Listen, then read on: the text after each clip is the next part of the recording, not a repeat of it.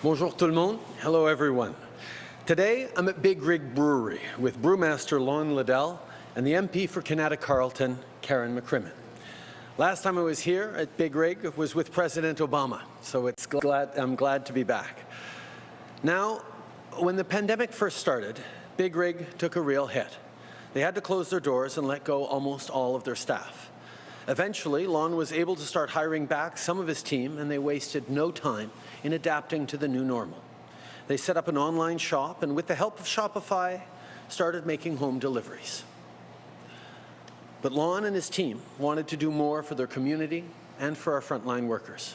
So they started making hand sanitizer for local community organizations that do really important work, like the Kanata Food Bank, Shepherds of Good Hope, and Chrysalis House.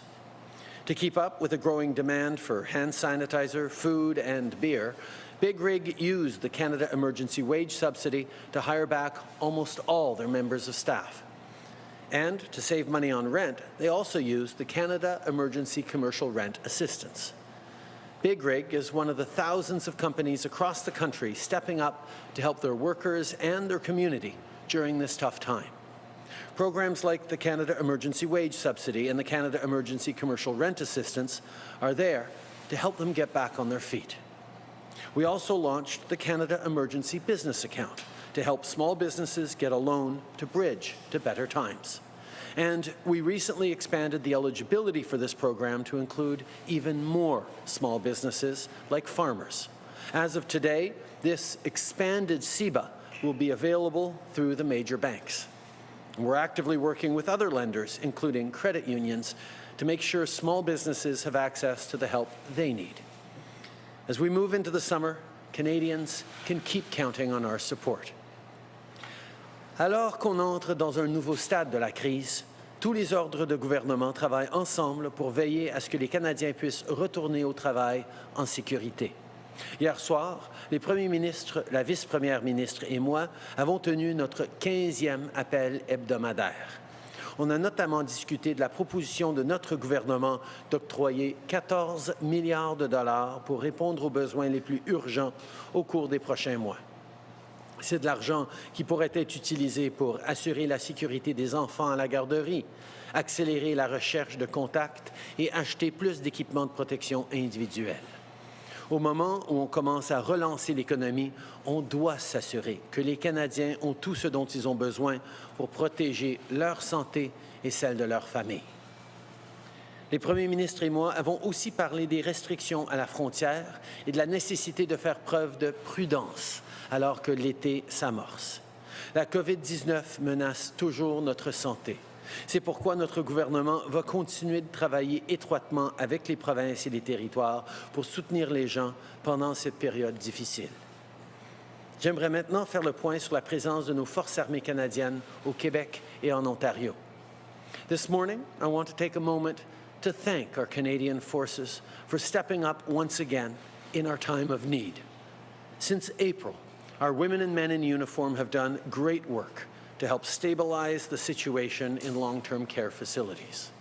As of today, our members remain active in one facility in Ontario, and we anticipate that they'll be ready to leave in the coming days once the situation is stable. Du côté du Québec, nos membres des Forces armées canadiennes ont fait un travail remarquable depuis leur arrivée sur le terrain le 20 avril dernier. Nos troupes ont aidé à stabiliser les choses dans un total de 47 résidences et je veux prendre un moment pour les remercier de leur aide. Mais nos membres n'ont pas terminé leur mission. Ils stabiliseront encore 4 résidences au cours des prochains jours. Dans l'ensemble, la situation dans les CHSLD s'est grandement améliorée. Les besoins ne sont plus les mêmes qu'il y a 2 mois. C'est donc pourquoi, au cours des dernières semaines, on a travaillé avec Québec pour développer un plan de transition qui va nous permettre de transférer les opérations en cours du personnel militaire au personnel civil. Et aujourd'hui, on peut annoncer que la Croix-Rouge canadienne viendra prêter main forte jusqu'au 15 septembre. Il y a quelques semaines, notre gouvernement avait accordé 100 millions de dollars à la Croix-Rouge, ce qui va leur permettre de fournir 900 personnes prêtes à servir dans les CHSLD. Une première tranche de 150 personnes sera déployée d'ici le 6 juillet et 750 personnes additionnelles entreront en poste d'ici le 29 juillet. L'arrivée de la Croix-Rouge va donc permettre à nos forces armées de retourner à leurs fonctions habituelles et être prêts à toute éventualité. D'ici le 15 septembre, on va quand même maintenir des équipes prêtes à intervenir rapidement en cas d'urgence. Les Canadiens peuvent toujours compter sur notre appui. I'd like to end today by recognizing that this is a weekend when many of us would be heading to a Pride celebration. Pride is a chance to celebrate who we are and take stock not only of how far we've come as a society, but how far we still have to go. Because there's still so much more work to be done to ensure greater rights, protections, and inclusion for all LGBTQ2 people. I know that many of you are disappointed that you can't get together this year, but I hope that you still all get to celebrate in your own way. And to the kids out there who are worried about not being accepted for who they are, I want you to know that we're here for you, we support you, and that we will always stand by you. Aux jeunes qui nous écoutent et qui ont peur de ne pas être acceptés pour qui ils sont, on est là, on vous appuie et on va toujours être avec vous. Merci. Thank you, Prime Minister. We'll now go to the phone for questions. Just one question and one follow-up. Over to you, Operator. Thank you. Merci. Première question, Michel Lamarche, TVA. À vous. Bonjour, M. Trudeau. J'aimerais tout d'abord vous entendre sur le 14 milliards de dollars. Là, ça fait quelques semaines qu'il y a des discussions avec les provinces. Quand on vous écoute, vous répétez les mêmes phrases, donc on n'a pas l'impression que ça progresse. Est-ce qu'ils sont plus enclins à accepter l'offre de 14 milliards attachée de conditions que vous leur avez fait?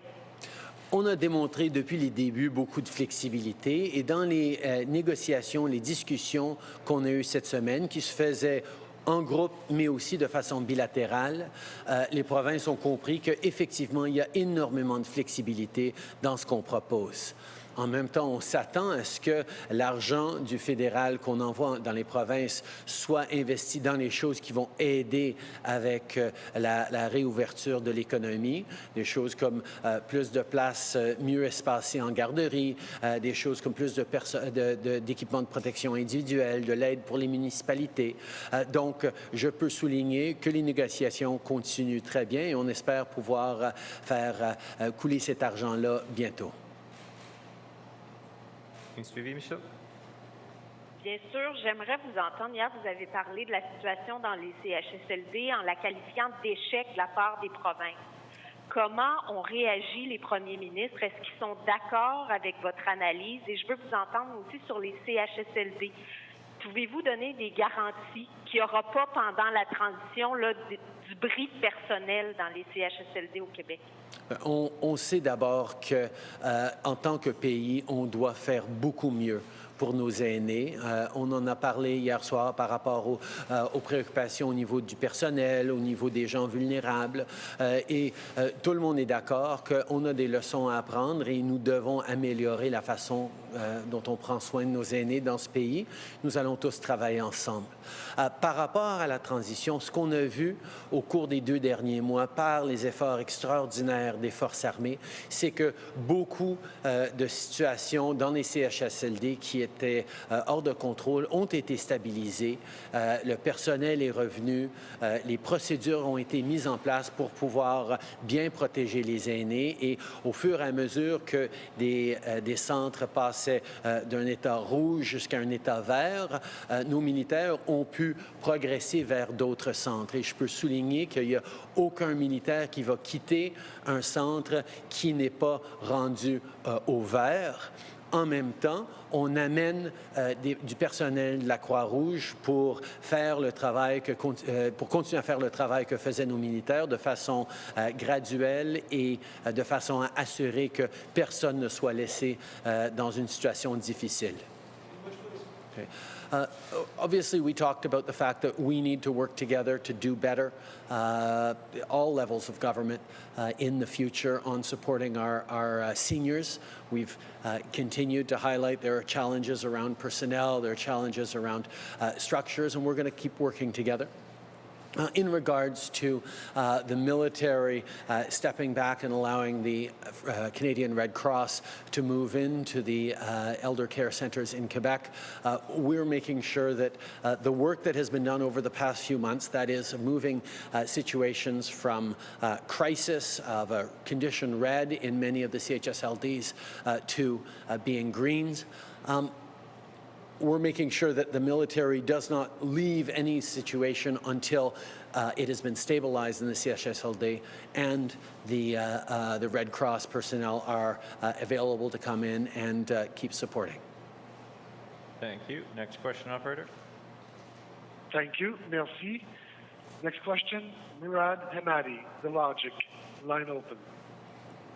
Prime Minister, it's been 4 days that the government was working on. I'm sorry, I'm not really hearing you particularly well. Can you maybe speak closer to the handset? Prime Minister, let me try that again. It's been 42 days since you announced the government was working on changes to the Canada Emergency Wage Subsidy Program, including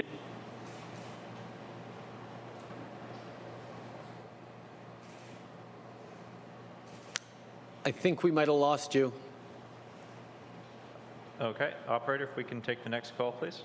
Well, I can address the changes to the Canada Emergency Wage Subsidy. We brought in place the Canada Emergency Wage Subsidy in order to help businesses like here at Big Rig Brewery to bring people back on so that we could restart the economy in a safe and efficient way. We know that many businesses are down in their revenues and therefore needed help. But we want people to stay connected to their jobs, and we want the economy to get rolling again. So we saw the wage subsidy as an essential tool in helping people through a very tough time. As the economy starts to pick up, though, we don't want people to resist growth or resist hiring new people because they don't want to cross a threshold that will remove that wage subsidy. So we're very much looking at how to ensure that that wage subsidy won't be a disencouragement to grow and to hire new people. Those are the things that we're working on now. We hope to have more to say soon. Thank you. Next question, operator. sorry, still here? Oh, sorry, Murad. Mr. Hemati, follow up. Okay. Sorry, I wasn't sure whether I was still connected. Okay, great. Thank you. Also, Prime Minister, the Federal Ethics Commissioner is investigating Canada's former ambassador to the U.S., David McNaughton, for possibly violating conflict of interest rules in his role at Palantir Canada. Have you and Mr. McNaughton ever talked about Palantir or its work? No, we have not. Thank you. Next question. Thank you. Merci. Prochaine question, Catherine Lévesque, La Presse canadienne. À vous. Oui, bonjour, Monsieur Trudeau. J'aimerais revenir sur le 14 milliards, tout d'abord. Vous avez parlé que vous aviez des conversations bilatérales. Je me demandais, est-ce que votre gouvernement pourrait faire des ententes séparées avec les provinces qui veulent l'argent tout de suite et qui sont prêtes à prendre l'argent avec des conditions? D'abord, toutes les différentes provinces et territoires ont des situations différentes, donc il fallait toujours qu'on ait des conversations bilatérales, en plus de l'entente globale entre les ordres de gouvernement. Donc, ces conversations bilatérales se poursuivent et dès qu'il y a des provinces qui arrivent à une entente avec le gouvernement fédéral, on va vouloir faire passer l'argent le plus rapidement possible pour que, justement, les Canadiens à travers le pays reçoivent l'aide. On ne va pas attendre jusqu'à la dernière province signe pour aider la première. Je pense que les gens comprennent à quel point c'est important de sortir cet argent pour aider les entreprises, les familles, les personnes vulnérables, les différentes municipalités. Il y a énormément de choses où l'argent est on a besoin de l'argent bientôt et on va faire tout notre possible pour l'envoyer le plus rapidement possible. Un suivi, Catherine? Oui, donc j'en comprends qu'il y aura effectivement des ententes séparées. Et vous semblez aussi dire hier que cet argent servirait au CHSLD. Je me demandais, est-ce que c'est une condition qu'Ottawa a rajoutée pour l'utilisation de cet argent? Bien, à l'intérieur de l'enveloppe de 14 milliards de dollars, on a souligné différents secteurs qui ont besoin d'aide. Quand on parle de personnes vulnérables, on sait que les aînés sont extrêmement vulnérables. Alors, c'est de l'argent qui pourrait être utilisé dans les CHSLD pour des aînés. Mais il y a d'autres provinces, il y a des provinces qui n'ont pas les mêmes défis au niveau de leur centre d'aînés, qui ont déjà investi et voudraient utiliser cet argent pour d'autres populations vulnérables, que ce soit des gens vulnérables parce qu'ils sont des sans-abri ou différentes personnes. Donc, à l'intérieur de ce cadre de vulnérabilité, on va offrir de la flexibilité qui est importante pour les différentes provinces, tout en ciblant, avec cet argent, des personnes vulnérables en société à travers le pays. Merci. Prochaine question. Operator? Thank you. Merci. Prochaine question, Marie Vastel, Le Devoir. À vous. Oui, bonjour, M. Trudeau. J'aimerais revenir sur votre déclaration conjointe d'hier avec les provinces concernant le racisme. Nulle part dans la déclaration y est-il mention de racisme systémique. Pourtant, la semaine dernière, vous marteliez qu'il faut reconnaître l'existence du racisme systémique au Canada. Donc, j'aimerais savoir, pourquoi notre propre déclaration ne le fait pas. Est-ce que c'est parce que certaines provinces ont refusé de parler de racisme systémique? J'aimerais savoir lesquelles et qu'est-ce que vous en pensez? Depuis le début, je parle de l'importance de reconnaître le racisme systémique qui existe à travers notre pays, dans tous les coins de notre pays, dans toutes nos institutions. C'est un constat important pour pouvoir avancer. La déclaration qu'on a faite de façon unanime, toutes les provinces et territoires, a été très forte. Démontre qu'on reconnaît qu'il y a un problème et démontre qu'on doit passer à l'action maintenant, et c'est exactement ce qu'on va faire. Effectivement, il n'y a pas eu consensus sur l'utilisation des mots racisme systémique, mais par rapport à quelle province ne choisissent pas d'utiliser ce mot, je vous laisse la responsabilité de leur poser la question directement. Par rapport à moi, par rapport au gouvernement fédéral, nous reconnaissons le racisme systémique pour pouvoir mieux le combattre. When we put out our joint statement, we demonstrated that in every province of the country, in every territory, we are committed to fighting against racism, to ensuring that people don't face discrimination based on their ethnic background or their identity, whether they're racialized or Indigenous or of any sort of background. There was not consensus on using the phrase systemic discrimination or systemic racism. I have been crystal clear that the federal government recognizes it in order to be able to better address it. But I think people have seen that it's still a strong statement that needs to be followed up by concrete actions, and I look forward to taking those actions in partnership with provinces and territories and on our own. Mary, un suivi? Merci. Pour continuer là-dessus, par contre, je comprends que vous estimez que votre déclaration est forte, mais reste que les termes racisme systémique ou discrimination systémique ne s'y retrouvent pas.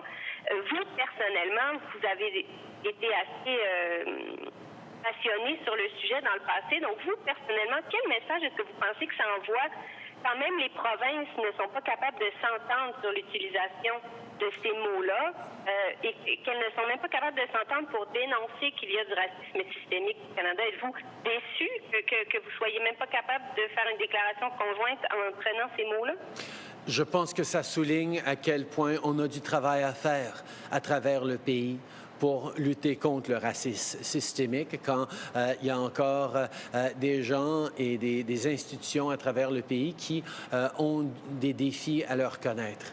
Mais nous allons continuer de travailler. Je pense que la valeur d'avoir une prise de position quand même assez forte contre le racisme avait de la valeur de la part des premiers ministres de ce pays.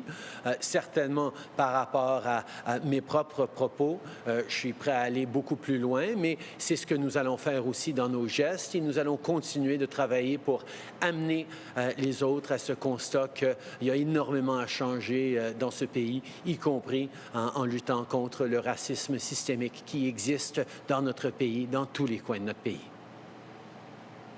Bonjour, M. Trudeau, Christian Noël de Radio-Canada. Il y a des gens au Québec qui se sentent vulnérables parce que l'armée va quitter avant que la Croix-Rouge soit complètement prête. La question, c'est pourquoi ne pas attendre que la Croix-Rouge soit complètement prête avant de retirer l'armée? On envoie très bientôt 150 membres de la Croix-Rouge canadienne qui vont pouvoir prendre la place de bien des membres des forces armées. Et je veux souligner en même temps que l'armée a été là pour transformer de conditions rouges à une condition verte 47 différents CHSLD et vont le faire pour encore 4 ou 5 autres avant qu'ils se retirent. Les forces armées canadiennes ne quitteront aucun CHSLD avant qu'il ne soit en état de stabilité, en conditions vertes, pour pouvoir assurer qu'on n'est pas en train de laisser tomber qui que ce soit. Notre promesse a été qu'on allait être là pour appuyer nos aînés au Québec et on va le faire. Avec la Croix-Rouge qui arrive, d'ailleurs, la Croix-Rouge qui a participé à la formation justement de nos militaires avant qu'ils arrivent au mois d'avril, les Québécois, nos aînés au Québec vont être entre très bonnes mains. The commitment we've made is that the Canadian Armed Forces will not leave any centre in Quebec that has not gone from a red condition to a green condition. We need to stabilize the situation everywhere those Canadian Armed Forces are, and nobody will pull out any military personnel until the centres in which they are fully stabilized. We're also sending in Canadian Red Cross members, 150 in the coming week, 750 more in the weeks after that, to ensure that right across the province, people are getting the support they need. I can highlight that it was actually the Red Cross that participated in training up the armed forces when they first went in April. So Quebecers will be in very good hands, and we're not going to leave anyone who's in a precarious situation by pulling out the armed forces in the wrong place. Au sujet de la subvention salariale, ça fait 3 vendredis de fil que vous en faites la promotion. Manifestement, votre gouvernement a l'impression que ça ne rentre pas assez du côté des entreprises. Un des problèmes, c'est peut-être le niveau de 30 %. Il y a des gens qui font 29, 28, 27 % de perte de revenus qui n'y ont pas accès, ou il y en a qui font juste 30 %. Mais là, s'ils ont accès à la subvention salariale, ils vont peut-être descendre en bas du seuil, donc ils n'auront plus accès. Est-ce que c'est normal que ces gens-là se sentent pénalisés et qu'est-ce que vous allez faire bientôt pour les aider? On comprend que c'était une mesure qui a aidé énormément de gens qui avaient dû fermer complètement lors de la pandémie à réembaucher leurs travailleurs pour se remettre au travail. Mais on reconnaît aussi qu'il y a un désincitatif potentiel à la croissance pour que les gens ne veuillent pas dépasser le seuil de 70 % de leur activité normale.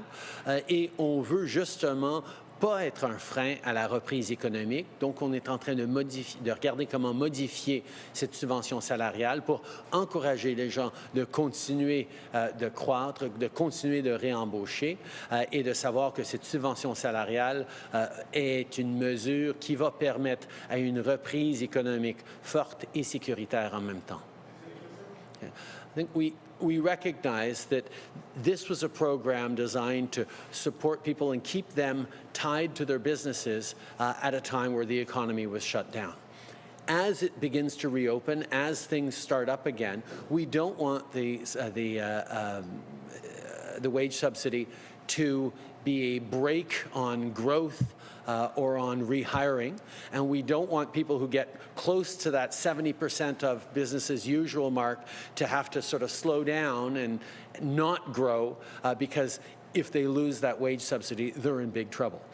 That's why we're looking at modifying it to make sure that people can continue to benefit from the wage subsidy even as their businesses grow in the right way, recognizing that we are not in normal times right now, that Canadians and businesses continue to need support in order to get us through this pandemic. And as we have been from the beginning, this government will be there for them. Hi, Prime Minister. Tom Perry, CBC. The volunteer program you announced this week, it's being run by the We Charity. Can you tell us how much We is getting paid to run this program? Can you also explain why you went with them, why you didn't open this up to a competition for other groups? We've launched an extremely ambitious program to get young people serving in their communities, young people helping out during this time of COVID, where we recognize that the usual job opportunities, the usual volunteering opportunities are simply not there.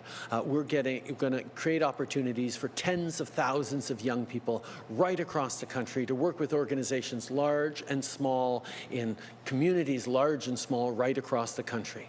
In order to do that, we needed to have a partner to help establish the networks and to deliver that with all partners across the country. And as the public service dug into it, they came back with only one organization that was capable of networking and organizing and delivering this program on the scale that we needed it, and that was the We program. We work with them in order to do this. We're making sure that their costs are covered, but they are not making any profits on this. Our focus is on helping kids get those opportunities that they need.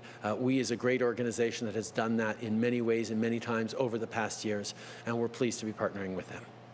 Do you know what the costs are? And also, you and your family work with the We Charity. Is there not a perception of conflict there, or at least favoritism in going with this organization?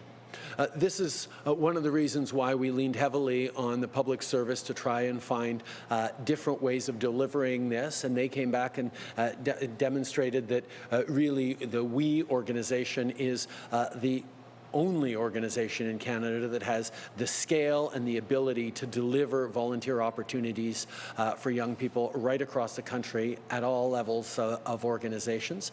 Yes, I have worked with We in the past because I believe strongly in promoting opportunities for young people. I've appeared in events with them, voluntarily, of course, and have done that with many great businesses and organizations across the country that I believe in, that I think we need to support.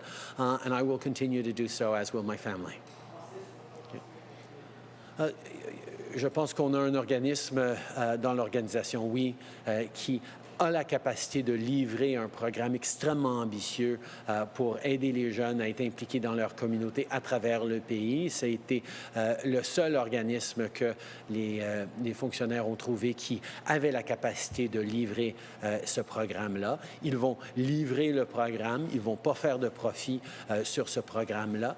Et c'est un organisme qui fait du bon travail depuis bien des années avec les jeunes. Vous savez à quel point je suis impliqué avec les jeunes. Alors oui, j'ai côtoyé Oui plusieurs fois au long de ma carrière. J'ai fait des événements avec eux parce que je crois profondément dans l'autonomisation des jeunes, ce qu'ils font. Et nous allons continuer de travailler de façon rigoureuse et respectueuse avec eux. Kevin Gallagher with CTV National News. Prime Minister, hundreds of legions across the country are at risk of closing permanently because of a loss of income, and the vast majority are not eligible for federal COVID-19 funding. They're pleading for help. They've written your office twice, and they haven't received the changes they're looking for. So are you considering any type of specific funding that'll help these veteran centers, or are you willing to let these legions close? We've been working from the beginning with organizations across the country that have faced challenges because of COVID-19. Obviously, with the wage subsidy, with the emergency business account, with the CERB, there have been many, many supports for Canadians, but there are smaller organizations, service organizations, and legions that function largely on a volunteer basis, that get their revenue by renting out their halls for smaller events that haven't been happening. that are going through a very difficult time right now. We know that, we hear that, and we are working with the Minister of Veterans Affairs and other officials to try and ensure that we are supporting these organizations that are so important, not just for veterans, but for their communities as well. Nous reconnaissons que malgré toute l'aide qu'on a donnée à bien des organismes et des groupes à travers le pays avec la subvention salariale, avec la prestation canadienne d'urgence, avec le compte pour les affaires, il y a des organismes qui fonctionnent sur des bénévoles, qui ont très peu de revenus, et ce revenu vient souvent en louant leur salle à d'autres organismes qui ne peuvent pas fonctionner dans l'ère de COVID, qui ont besoin d'appui. C'est pour ça que nous travaillons avec le ministre des Anciens combattants, avec d'autres, pour voir comment on peut s'assurer que ces organismes qui sont importants pour nos anciens combattants, mais aussi pour nos communautés, continuent à passer à travers dans cette ère de COVID. Prime Minister, on China, with high-profile legal minds writing that letter yesterday, basically disagreeing or opposing with your strategy on how to get Mr. Kovrig and Spavor released in China. How does this lack of unity at home weaken Canada's negotiating position with Beijing over this matter? I think I've been very clear on this, that Canada continues to put the safety and security of Canadians at the very top of our priorities. We are working actively in many ways on the return of the two Michaels. And as a democracy, as a country that encourages freedom of expression, there are always going to be different perspectives on what a government should do and how a government should do it. I very much respect those eminent Canadians, even as I disagree with them. But I think it is a hallmark of a strong and free society that we can have big debates about really important issues, while at the same time a government can be absolutely unequivocal about our approach to this issue. Je pense que c'est un signe de santé d'une démocratie qu'on a différentes perspectives, différentes voix sur des enjeux importants et délicats. Mais en tant que gouvernement, on a été très, très clair que la sécurité et la santé des Canadiens, c'est notre priorité. Nous allons continuer à travailler extrêmement fort pour ramener les deux Michael qui sont en détention arbitraire en Chine, tout en s'assurant que les décisions qu'on prend ne vont pas mettre les Canadiens en difficulté. Je pense que malgré l'existence de différences de perspectives, y compris par des Canadiens distingués avec qui, sur ce, je ne suis pas d'accord, je pense que c'est une force pour notre pays qu'on peut avoir des perspectives différentes, mais le gouvernement a été sans équivoque là-dessus. Prime Minister Michael Couture from Global National. Along the way for all of this with China, you said that your approach has been to rally international support to pressure China. What evidence, if any, do you have to tell Canadians and the families of Michael Spavor and Michael Kovrig that this is actually working? Obviously, this is a long and difficult process for the families of Mr. Kovrig and Spavor. This is a frustrating situation for many Canadians, and we need to bring these Michaels home.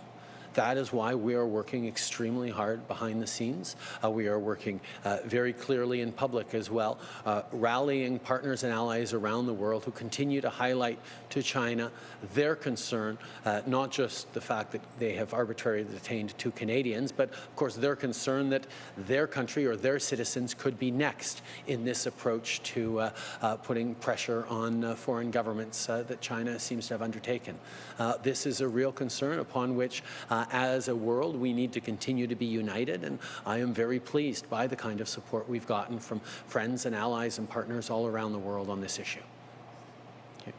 Je pense qu'il y a bien des pays dans le monde qui sont préoccupés, pas juste par le sort de ces deux Canadiens spécifiquement, mais par le précédent que ça pourrait laisser pour leurs citoyens dans l'avenir. Donc, ils sont très clairs de rejeter ces approches par la Chine, de souligner leurs préoccupations avec ce que la Chine a fait. Et nous les remercions profondément pour leur solidarité avec nous et notre solidarité ensemble face à la Chine. Yesterday, you said you're considering a wide range of options. Two of them are Magnitsky Act sanctions, also revoking student visas for Chinese students studying here. It's been more than 550 days that these two men have been detained. What are you waiting for to get tougher with China? From the very beginning of our first mandate 5 years ago, as a government, we increased significantly our efforts around Canadians detained abroad. We have, over the past 5 years, shown significant success in a range of cases in many different countries. We have established processes, some public, some private and diplomatic behind the scenes, that maximize our chances of bringing these Canadians in difficulty home. We will continue to do the things that are necessary, but as I said, some of it is public, some of it is diplomatic and behind the scenes. I can assure Canadians that we are continuing to do everything that is maximizing our chances of bringing them home in the right way. Depuis le début de notre arrivée au pouvoir il y a 5 ans, en tant que gouvernement, on a pris extrêmement au sérieux notre responsabilité d'aider les Canadiens en difficulté à travers le monde. Et depuis 5 ans, on a eu beaucoup de succès à ramener des Canadiens en difficulté. Et ça a été une combinaison de tactiques, d'approches, certains publics, certains en privé, certains diplomatiques, certains à l'arrière-plan, qui ont réussi à ramener ces Canadiens. Et on va continuer d'utiliser cette expertise pour aider les deux Michael de la bonne façon. On continue d'être optimiste qu'on va pouvoir les ramener.